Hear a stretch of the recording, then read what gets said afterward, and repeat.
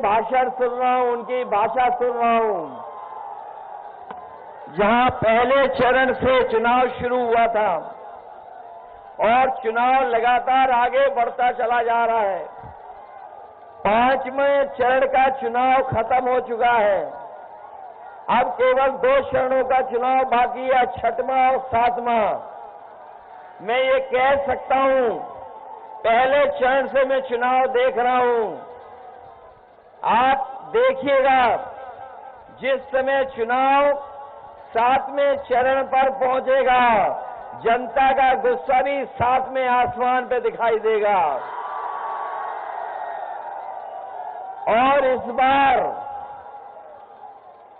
जो कुछ भी ये अंकगणित बनाए हुए हैं बीजेपी के लोग, जो कुछ उन्होंने अपनी रणनीति बनाई है, इस बार उत्तर प्रदेश की जनता ने पूरा का पूरा सफाया करने का मन बनाया है।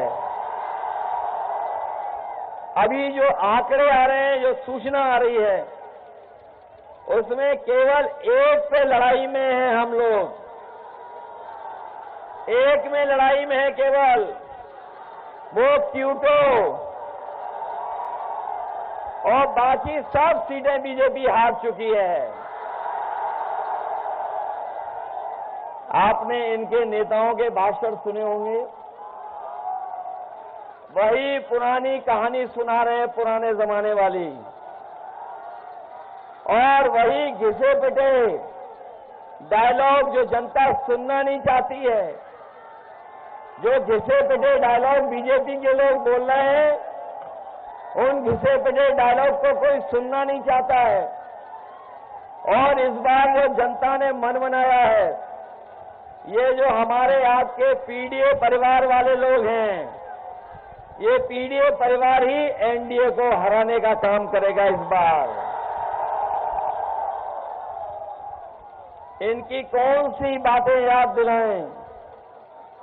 इन बीजेपी वालों की हर बात झूठी निकली है, इनका हर वादा झूठा निकला। और पिछले 10 साल का अगर हिसाब किताब लगाएंगे तो बीजेपी की ये सरकार जो 10 साल चली है, लूट और झूठ के साथ चली है।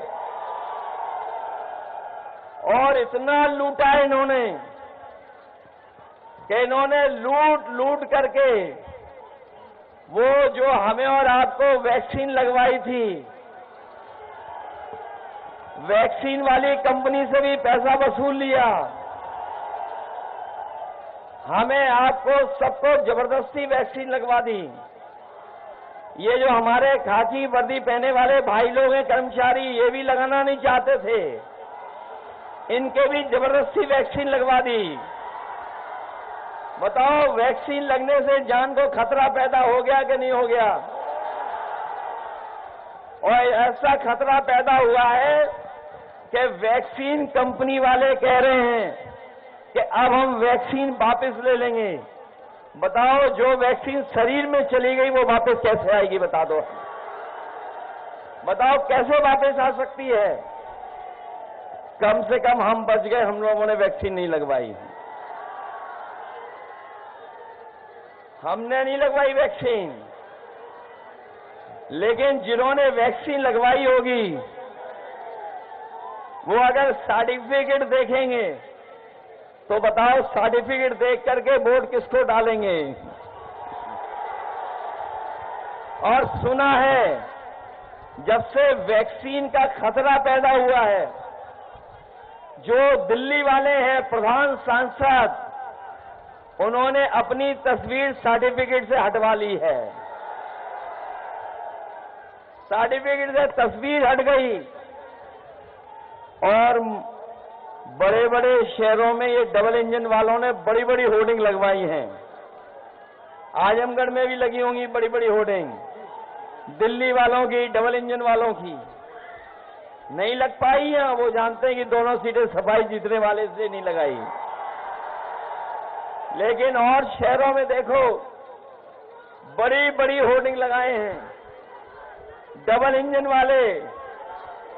लेकिन उनका जो इंजन है वो पहले से ही गायब है, एक ही इंजन।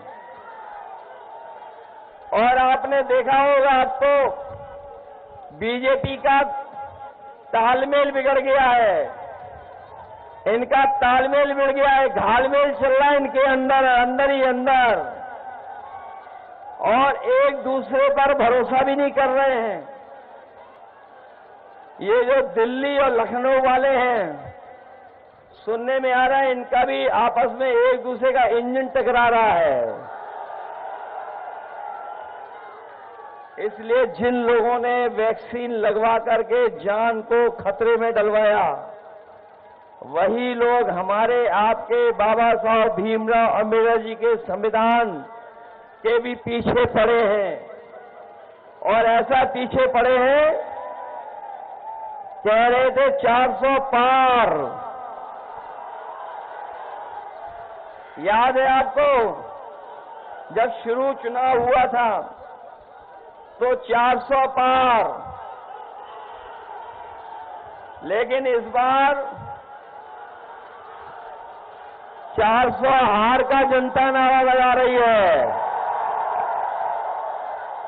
और ये 400 पार तो हम लोग बाद में समझ में आए, ये जो 400 पार का नारा है, आप पढ़े लिखे लोग हैं, आप समझ लीजिए जो 400 पार का नारा इन्होंने दिया वो इसलिए दिया क्योंकि लोकसभा में जो सीटें हैं वो हैं 543, और 543 में अगर 400 पार बीजेपी कह रही है तो बताओ कितनी सीटें जीतने जा रही बीजेपी? 543 में 400 पार कितनी सीटें हैं? 143। और इस बार देश की 140 करोड़ जनता इनको 140 सीटों के लिए भी तरसा देगी।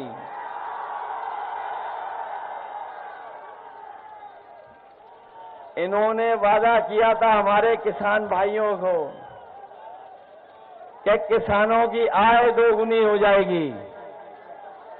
बताओ, किसान भाई हैं यहाँ, खेती बाड़ी करने वाले लोग हैं, किसी की आय दोगुनी हुई हो तो बताइए? ना आय दोगुनी हुई और ना ही फसल की खरीदने के लिए कोई इंतजाम किया। पैदावार की कीमत तो दूर, लेकिन इनके कार्यकाल में लगातार लागत बढ़ती चली जा रही है। जो हमारा किसान है, गरीब है, गांव में रहने वाला, वो जानता होगा खेती बाड़ी जब करने जा रहा है तो उसकी लागत बढ़ती चली जा रही है, और जो कर्ज है वो भी बढ़ता चला जा रहा है। इधर आपने देखा होगा, सुना होगा, पढ़ा होगा कि बीजेपी की जब से सरकार आई है, इन्होंने बड़े बड़े उद्योगपतियों का, बड़े बड़े कारोबारियों का, जो मालामाल लोग हैं, उनका कर्ज माफ कर दिया। 25 लाख करोड़ इन्होंने अभी तक 10 साल में उद्योगपतियों का कर्ज माफ किया है। और जब इन्होंने कानून बनाया तो कानून ये बनाया कि जिन लोगों का 5 करोड़ से ऊपर का कर्ज है उनका कर्ज माफ होगा, लेकिन हमारे गरीब किसान, गांव में रहने वाले लोग, उनका कर्ज लाखों में है। इन्होंने लाखों का कर्जा माफ नहीं किया, इन्होंने 5 करोड़ से ऊपर वालों का कर्ज माफ किया है। हम अपने गरीबों को कह के जा रहे हैं, जब से इंडिया गठबंधन बना है, समाजवादी पार्टी, कांग्रेस पार्टी और अन्य दल साथ आए हैं, ये तय कर लिया है कि अगर बीजेपी ने बड़े बड़े लोगों का कर्ज माफ किया है तो 4 जून के बाद जब सरकार बनेगी तो हमारे गरीबों का, किसानों का, गांव में रहने वालों का भी कर्ज माफ होगा। जब ये 25 लाख करोड़ माफ कर सकते हैं तो हमारे गरीबों का तो कर्ज बहुत कम है, वो भी माफ होगा। जहां किसान इनके खिलाफ खड़ा हो गया, गांव के लोग खड़े हो गए, वहीं हमारे नौजवान जानते होंगे इनकी सरकार में हर पेपर लीक हो गया और हर परीक्षा इनको रद्द करनी पड़ गई। ये नौजवान बड़ी तैयारी करके गए होंगे, मेहनत कर करके पढ़ाई की और जब परीक्षा लिखी इन्होंने और घर लौटे तो पता लगा कि इनके परीक्षा रद्द हो गई, पेपर लीक हो गया। और ये नौजवान पढ़े लिखे लोग ये जानते होंगे एक परीक्षा नहीं, अभी तक जितनी भी परीक्षाएं उत्तर प्रदेश सरकार ने की हैं सब परीक्षाओं के पेपर लीक करा दिए।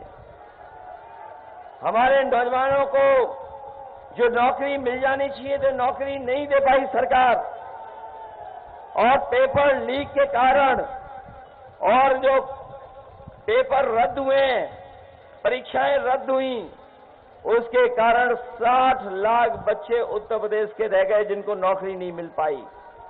यही 60 लाख इनके परिवार के मां बाप को अगर हम जोड़ दें तो सोचिए कितने हुए, 3 गुणा 60 लाख, 1 करोड़ 80 लाख।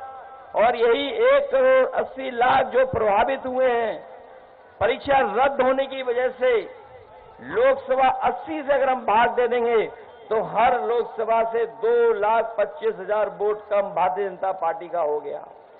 तो बताओ, जिस पार्टी का केवल नौजवान जिनकी परीक्षा रद्द हुई, पेपर लीक हुआ, नौकरी नहीं पाए, उनके मां बाप को जोड़ करके अगर एक लोकसभा में 2,25,000 वोट कम हुआ है तो बताओ इनकी सरकार बचेगी कैसे, लोकसभा जीतेंगे कैसे?